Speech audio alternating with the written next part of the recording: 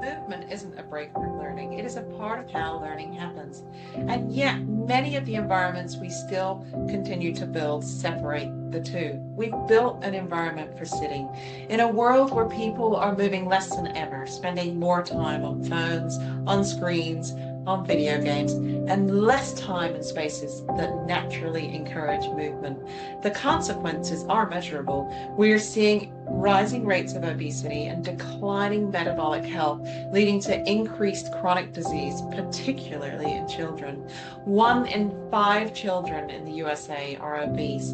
Childhood cancer rates have increased by over 40% since 1975, and nearly 50% of the children have a chronic underlying condition. These are difficult statistics, but they are not irreversible, because metabolic health isn't just shaped by what we consume, it's shaped by how we live and how we move. When environments fail to support consistent everyday movement, they limit one of the most critical drivers of long-term health outcomes. Access to movement is foundational, and its impacts extend beyond physical health.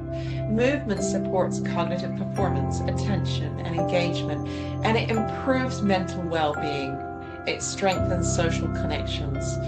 You see it in how people use space. Engagement from older adults is not a function of proximity.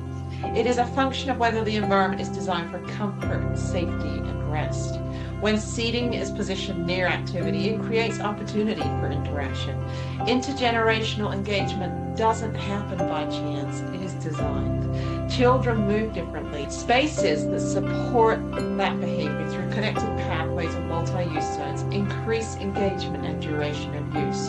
And for individuals who are neurodivergent, design directly impacts participation. Spaces that include quiet and defined areas enable inclusion without separation. These are not added features, they are requirements. And the underlying all of it is the surface. Surfacing determines whether a space is accessible, usable, and adaptable. It enables continuous, barrier-free movement across ages and abilities. At Innovista Group, we design performance-based surfacing systems that support movement, inclusion, and long-term use, because success of a space is not defined by how it looks, but by how it performs. When movement is designed into the environment, outcomes improve, health improves, engagement increases, and communities strengthen. And for municipalities, that translates into measurable return. Higher utilization, lower long-term costs, and safer, more connected communities.